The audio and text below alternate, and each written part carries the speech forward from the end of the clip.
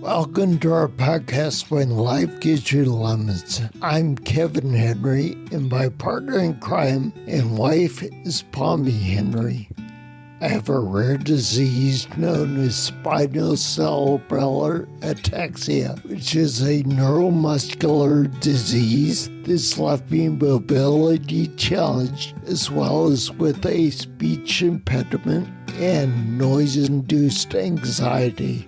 Living with these disabilities, we have created some helpful hints and life lessons that we'd like to share and that have made our life possible.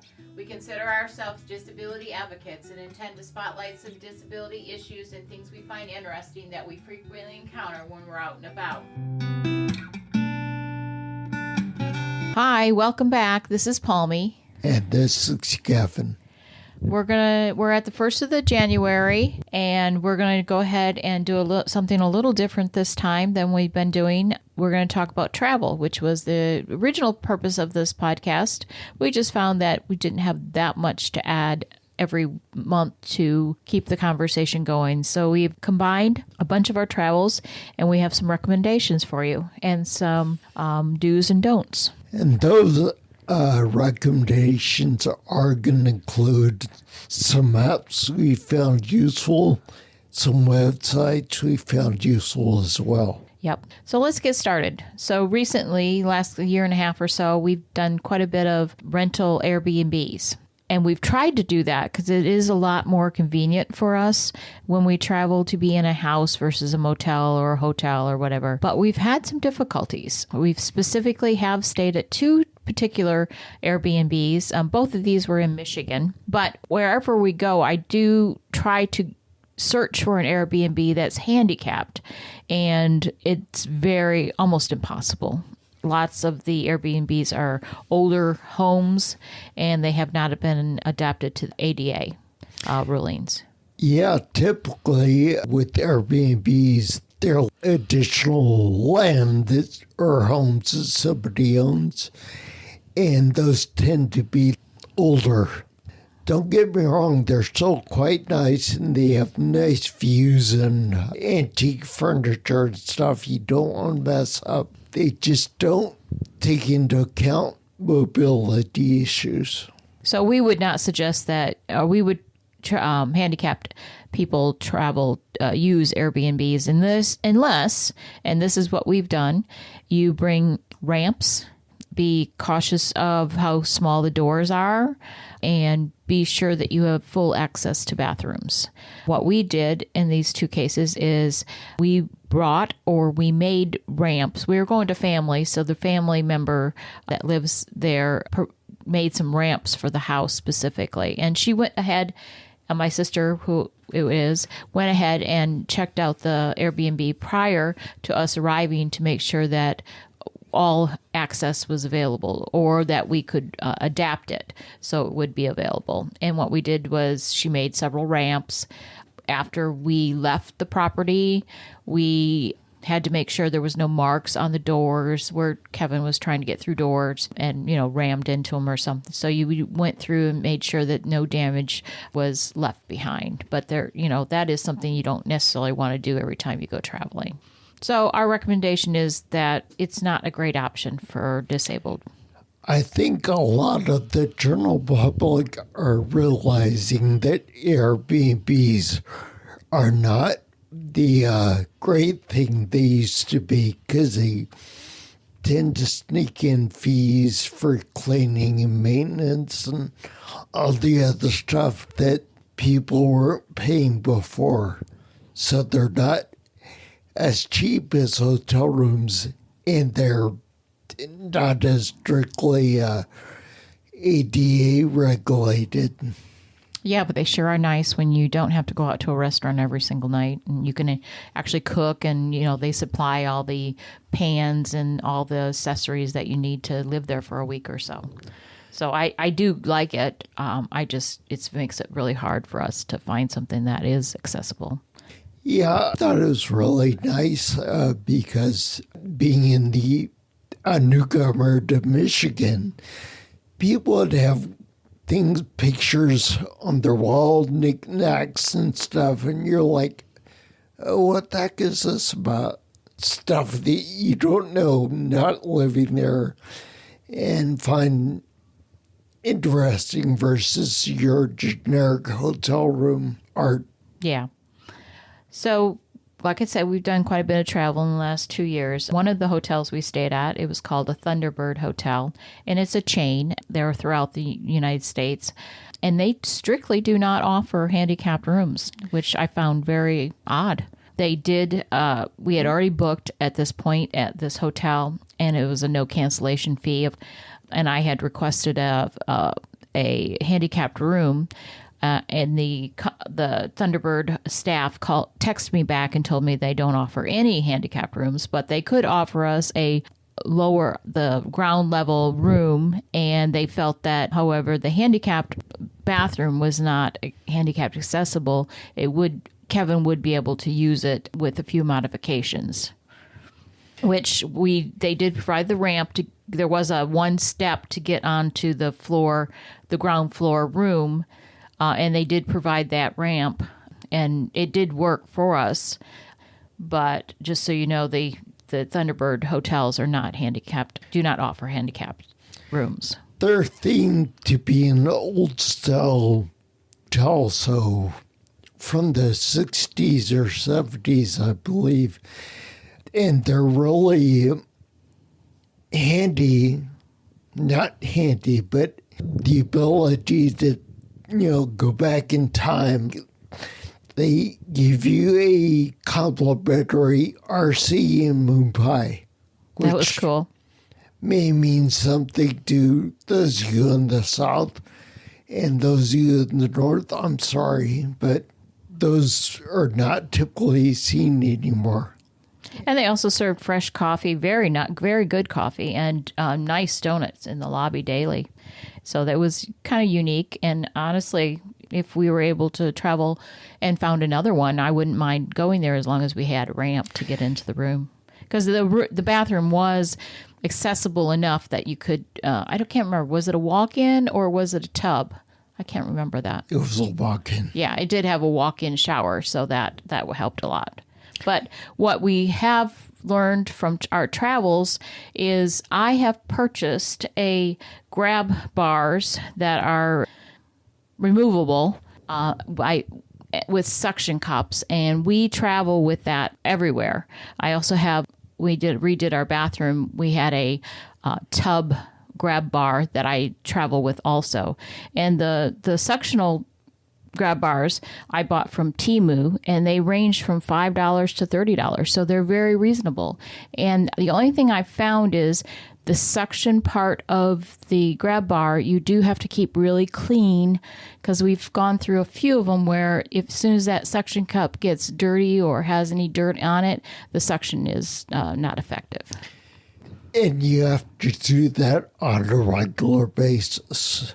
Clean it, because once you use it and the dirt's there and it interferes with the suction, it never quite goes back the same. Right. Yeah. We've gone through, I think, in the last 5 years, we've probably gone through two sets. So this last one is very efficient, though, and I did get it through Temu. Recently, we traveled to Hilton Head, and we stayed at a resort. It was a resort for timeshares, and we asked for a handicap room. And what did you think about it, Kev? The room itself was really good. We had to rearrange some of the furniture to make it easier for me to get around it, but there's plenty of room to do that. So, again, it's like the Thunderbird Inn. Whenever you talk whether handicap rooms work for you or not, well, they may work for me, but not for you. So... And you mentioned something in particular about these grab bars that you liked a lot. What was that? Yeah, the bathroom, at first I thought was just your typical handicap bathroom. It had grab bars in the shower and by the toilet. But the problem with the routine, regular grab bars you see are that in the bathroom, your hands are typically wet, and they slide easily on those stainless steel bars. And these were fluted on the inside near the wall, so you had kind of a different, Better grip. yeah, if you will. Your hand tended not to slip as much. It's still slippery, but it's better than it usually is. And while we were there, we did quite a few activities. There's a large access to public beaches there. And what we found was, one, we tried to rent a beach wheelchair from the city, and they were constantly sold out. There's only like 10 maybe, which seems a very small amount compared to the public that there is there. And to get to the beach, we had a lot of trouble finding handicap parking spots to be even able to get to the beach. And once we got there, since we did not have access to the beach wheelchairs, basically Kevin went to the beach, went all that way to the beach, got to the end and turned around, took a few pictures, turned around and headed back because his chair definitely sank in the sand. In fact, we had some very courteous public people, men, that helped me put his chair. Basically, they grabbed his chair and put it back onto the ramp.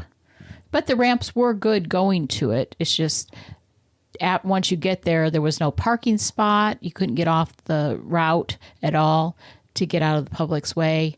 And so it wasn't real well thought out.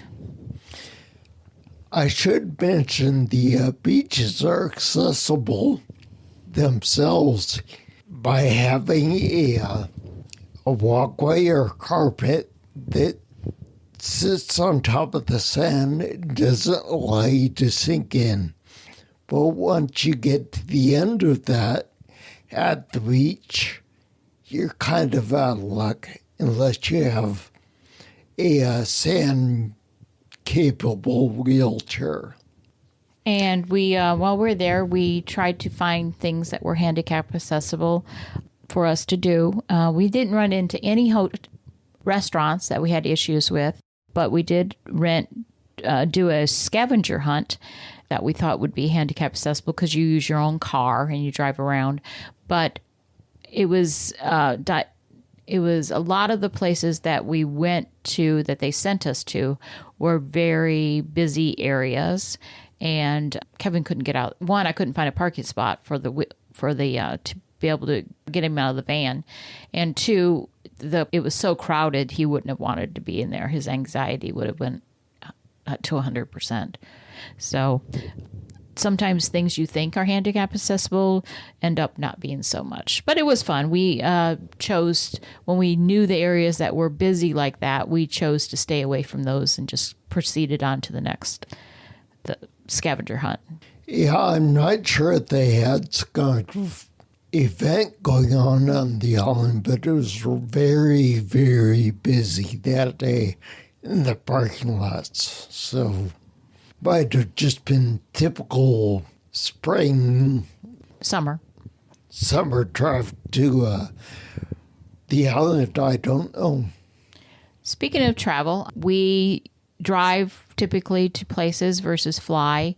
We've had issues. We'll talk about that later. But we recently stopped at a Buc-ee's on the way, and we've never been to one, so we went in, and it was so busy and chaotic that Kevin couldn't hardly even get to the bathrooms. The bathrooms were amazing once we got to them, but some lady fell right onto his lap while he was driving through the Buc-ee's because it was so crowded and people were trying to get through and stuff like that.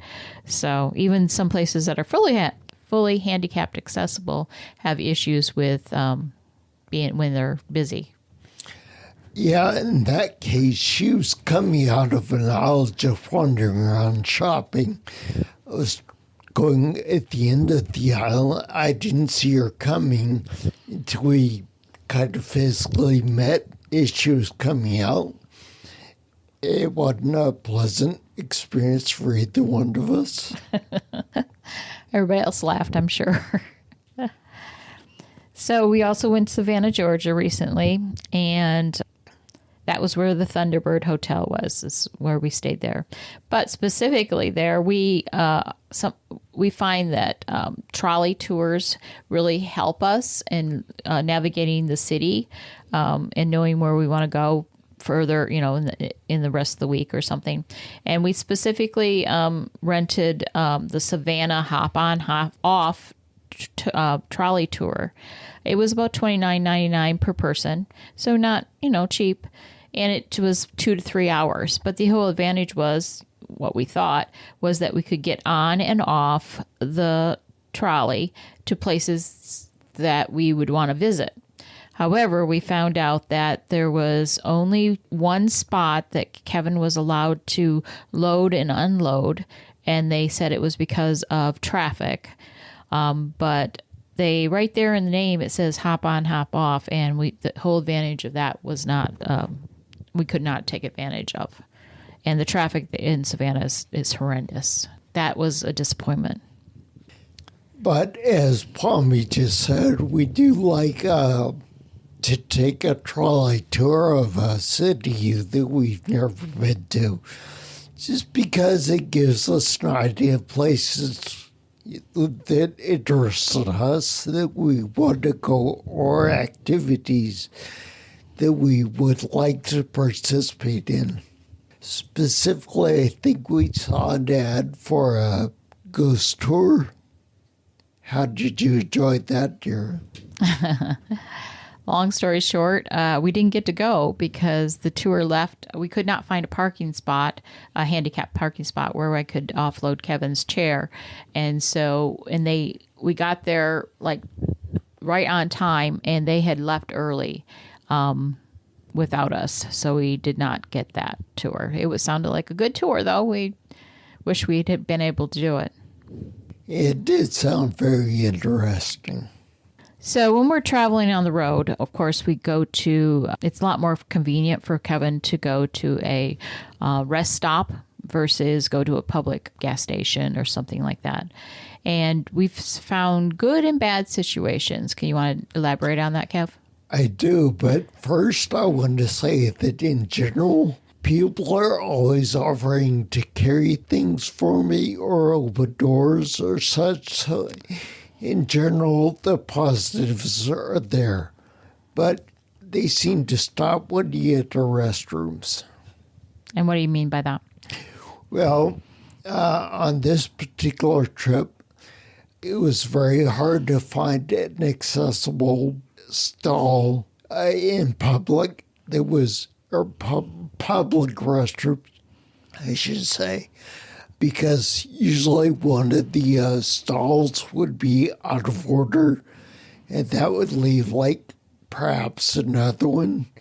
And one particular case, somebody was using that stall, and so I couldn't get in there, even though I really, really needed to get in there.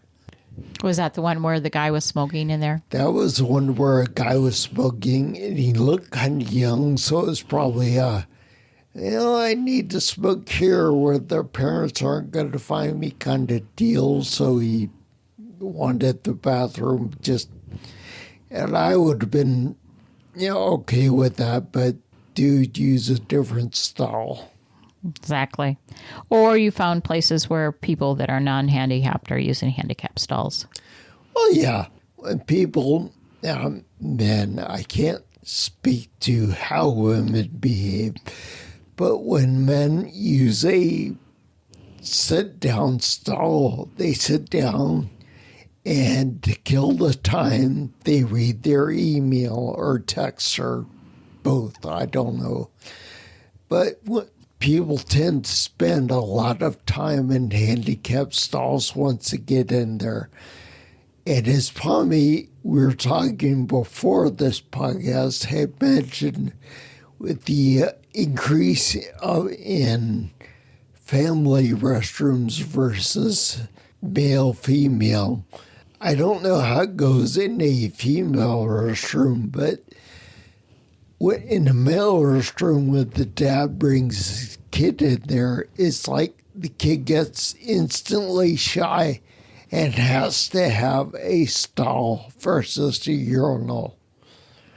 Or he may just be freaked out by the fact that it's a urinal. I mean, we're talking like nude walking under school-age kids. So not the teenagers that need to smoke out of view of their parents or whatever.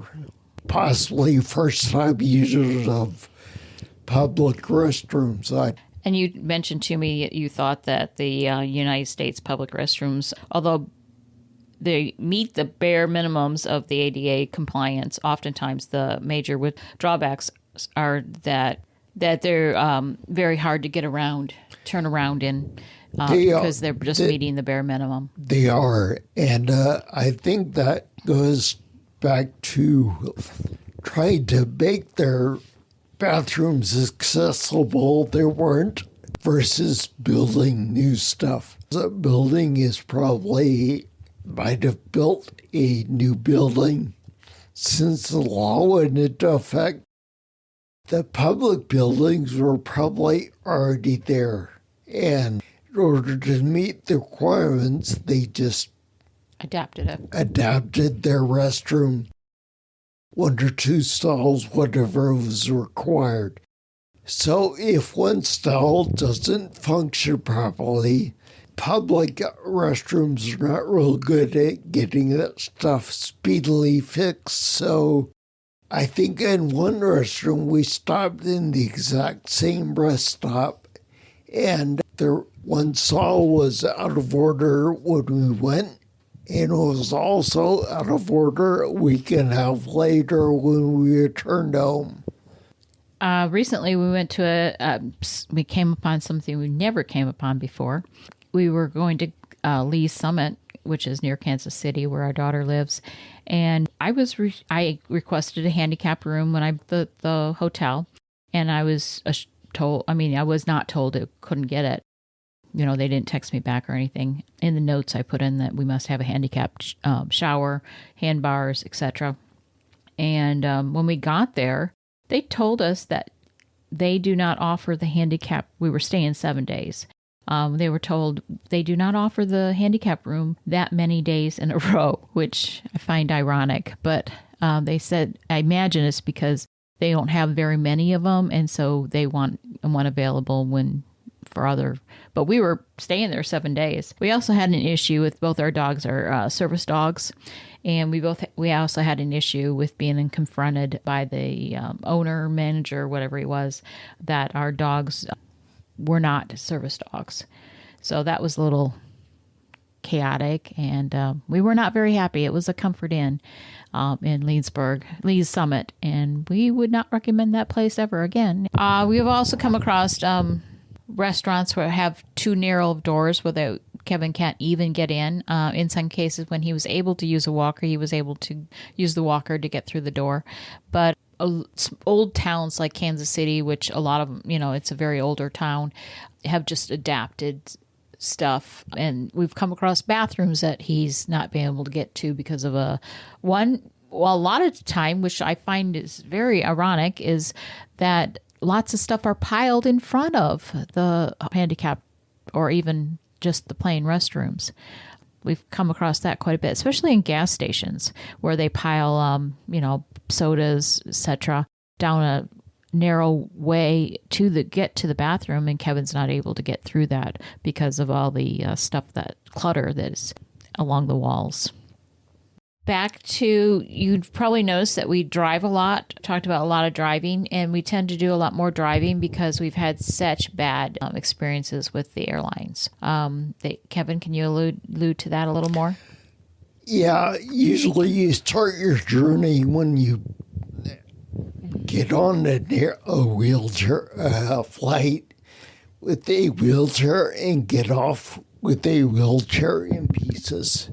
Yeah, because the wheelchair is basically luggage, so they pile luggage on top of and next to and under the wheelchair itself. So we've traveled quite a few times with the on an airline, and we've gone to Southwest. We've used Southwest, American, United, and we've had the same issues. At some point, the chair has become unable to be used because they take out the battery, and so a lot of times it's just the fact that they're taking the battery off the chair that causes the damage of somebody that does not know how to do that properly. Because they have to take out the battery in order for it to fly. You also need to know that you need to know the specific weight of your chair. Lots of chairs don't say it on any stickers or anything. This new one that Kevin has does. It's 407 pounds. So what we've had in the past, issues we've had in the past, is we've had to do extended layovers because the weight is not taken into consideration when we book the flight, even though we tell them he is in a wheelchair. And we've been bumped off from flights because the chair is too heavy for what they have already planned, what's in the airplane. So that's not fun. Yeah, according to the ADA, I'm in a power chair, so obviously weight is a major concern to the airline, but you're also authorized to bring a collapsible manual chair with you that they stow with you in the cabin. Now, the problem is that there's usually a lot of misunderstandings when you travel, especially for the first time or perhaps the first time on that airline. I was reading an article on social media about a woman who had read the ADA and said, well, I'll bring my manual chair with me. It was one of those custom, non-foldable, expensive ones you buy for a certain activity. Well, because it didn't collapse, at first they told her she wasn't allowed to bring it, but she stuck by her guns and basically made them. And then they broke it by trying to make a non-collapsible wheelchair collapse. Yeah, that's typical, I think. All they want to do is get everything in and get going. So to conclude our podcast today, here's some recommendations. That we've learned from traveling.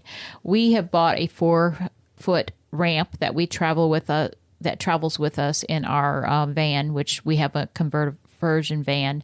We also, like I told you before, we buy the grab bars. We travel with grab bars, several different types of grab bars. And what the other thing we found very, very useful in the recent past, we haven't done this, we just started doing this, is we found a website that is called accessiblego.com.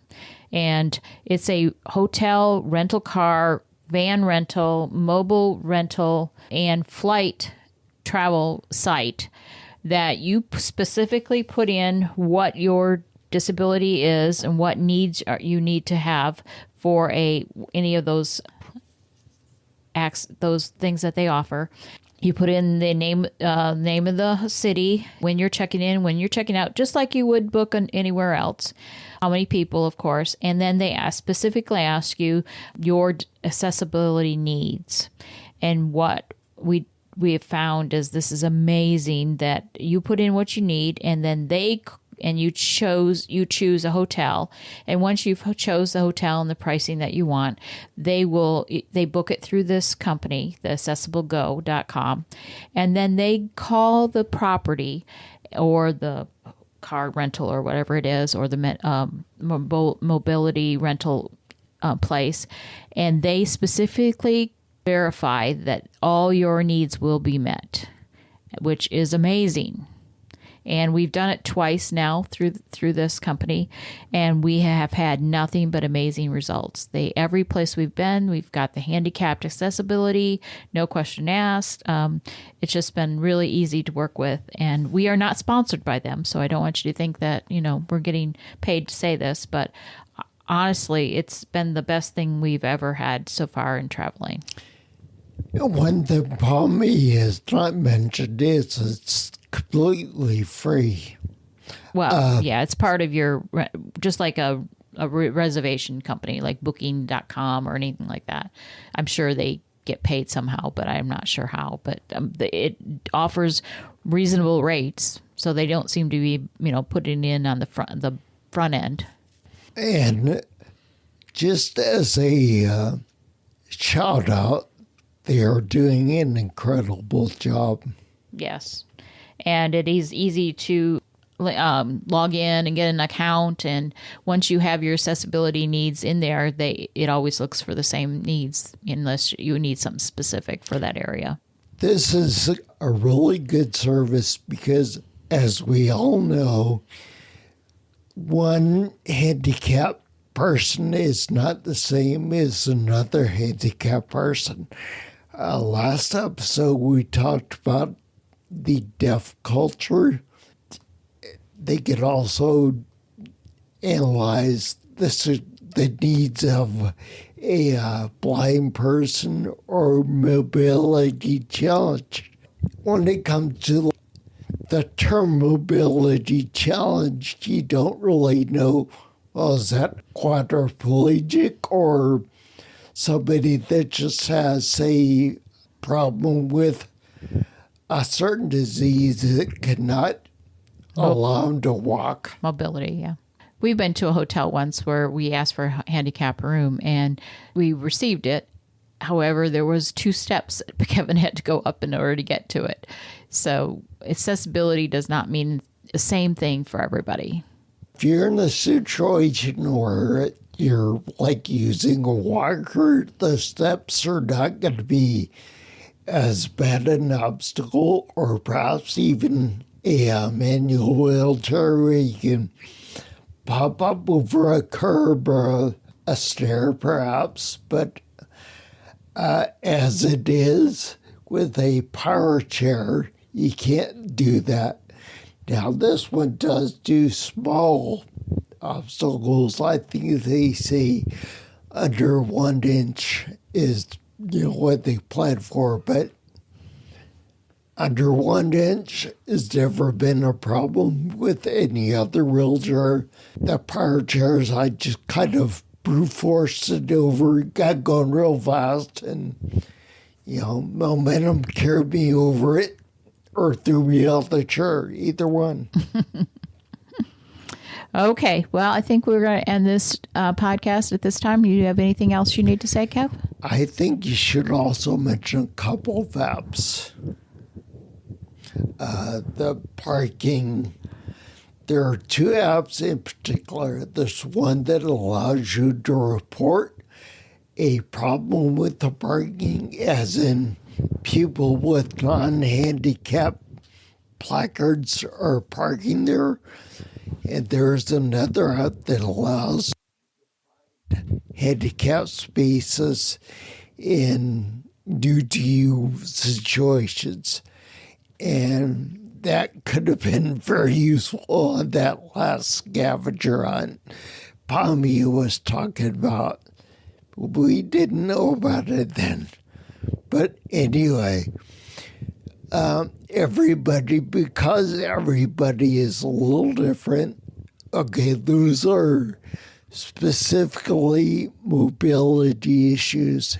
Everybody should look in either the App Store or the Play Store, wherever you get your apps from, and see what apps do and don't apply to you.